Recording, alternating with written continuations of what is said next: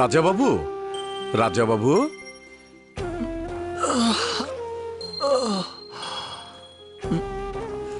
এই পানিটা খেয়ে তারপরে ঘুমাও। পানি খাওয়ানোর জন্য এত রাতে আমাকে ঘুম থেকে জাগালে? আগামীকাল সকালে ক্ষমতার লড়াইয়ে তুমি যেন জয়ী হতে পারো, সেই আশায় তোমার মা দোয়া পড়ে এই পানি পাঠিয়েছেন। নাও, খেয়ে নাও। মানুষ খুন করার দোয়া? হ্যাঁ, আজকের এই দিনের জন্য তোমাকে 25টি বছর এই বাড়ি থেকে দূরে রাখা হয়েছিল। এই বাবরনগরের প্রত্যেকটি মানুষ তোমার জন্য অপেক্ষা করেছে।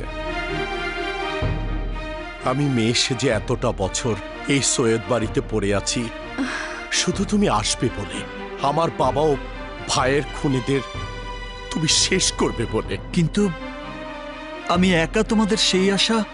এটা শুধু মারুফ ভাইয়ার একার আশা নয় রাজাবাবু, আমার বাবারও ওই একই আশা। যে জ্বলন্ত আগুন আমার বাবার বুকের মধ্যে দাউ দাউ করে জ্বলছে, সেই একই আগুনে আমিও পুড়ে পুড়ে নিঃশেষ হয়ে যাচ্ছি। ওই আসলাম সওদাগর আমার বাবার চোখ দুটো উপড়ে ফেলে চিরদিনের জন্য অন্ধ করে দিয়েছে।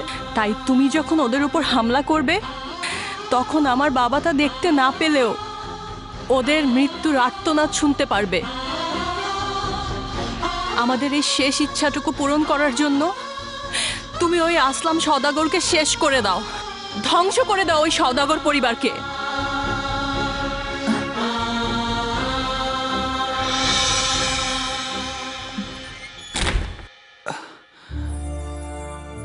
Just a minute.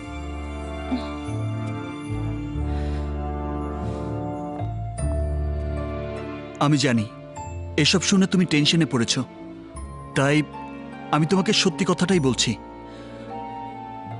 আমি এই বাড়ির ছেলে নই। তোমাকে বিয়ে করার আশায় আমি নিজেকে জমিদার বাড়ির সন্তান হিসেবে প্রমাণ করার জন্যই এই বাড়িতে দত্তক হিসেবে এসেছি।